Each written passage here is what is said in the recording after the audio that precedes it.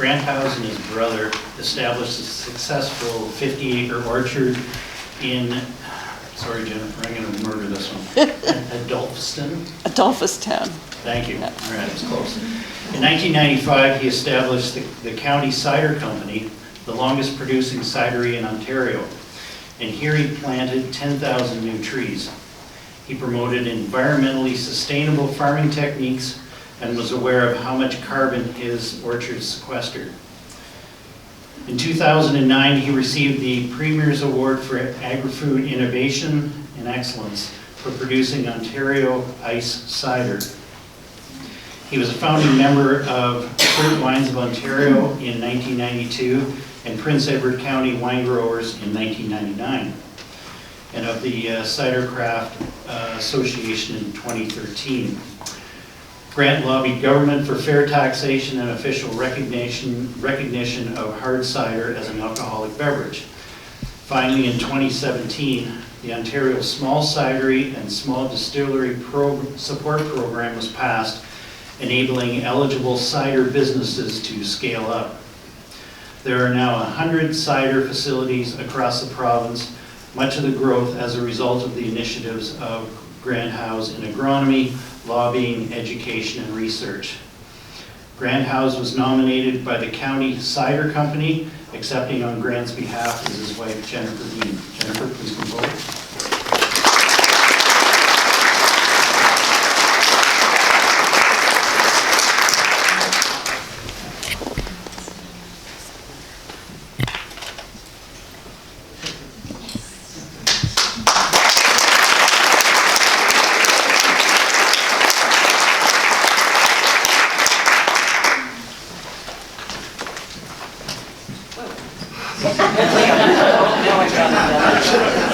Who was talking last?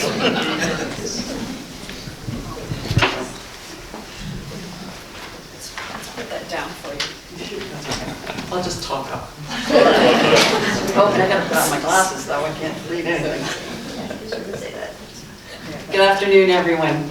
My name is Jennifer Dean, and I'm the Managing Director at County Cider Company in Prince Edward County in beautiful Wacoos.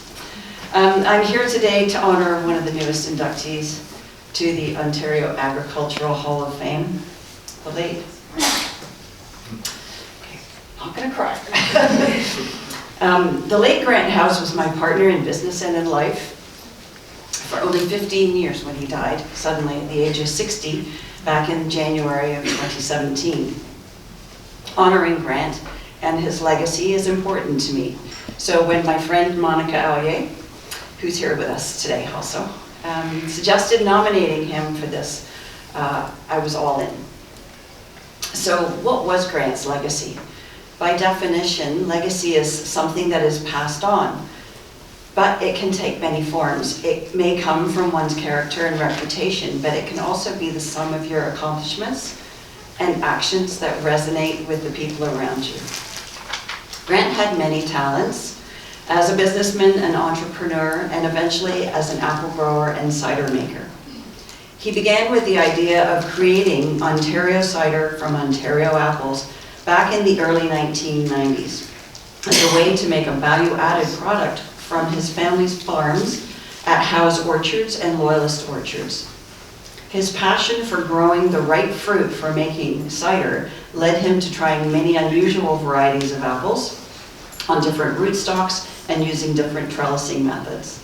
And this led into his pursuit of making the best cider he could possibly make. In Grant's own words, these ciders, the truly magnificent ones, were all made by people who grow their own apples, tend their orchards, pick, select, blend, and make their ciders where they live. Greatness can only be achieved by knowing the characteristics and nuances of the underlying apple varieties, how those apples are affected by yearly changes in weather patterns, and, if you are very lucky, perhaps 30 years of trying to get it right. In the early days, Grant would sit in pubs that sold his cider, buy pints, and talk to anyone who would listen, and listen they did. Part of his legacy was his unflagging efforts in the pursuit of fair cider taxation and championing the industry in general. a rising tide floats all boats was a favorite expression of his, right up there with, "Where's Jen?" and "Take the cash, take the cash, take the cash." I feel Grant's legacy really comes from those he encouraged along the way to success in the cider industry. Nick Sutcliffe of Pummy's Cider, who's here with us today. Chris Haworth at West Avenue Cider, here in Ontario as well. And our friend Al Yelvington of Happy Dog Farm and Shadow Cider from Pennsylvania. They are dear friends whom Grant helped follow their own cider dreams. During his lifetime, Grant became known fondly as the grandfather of Ontario cider, when he really wanted to be called the godfather of Ontario, because The Sopranos was his favorite TV show. He was a founding member of the Fruit Wine Association, the Prince Edward County Wine Growers Association, and the Ontario Craft Cider Association, of which I am now the chair. He was also a recipient of the Premier's Award for Agri-Food Innovation Excellence, as somebody had mentioned just a minute ago. But these were just a few of his accomplishments, and since I only have 5 minutes, I'll leave it at that.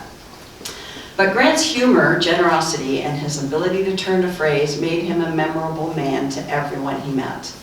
And although he didn't quite make it to 30 years in the business, County Cider will be celebrating that milestone next year in 2025.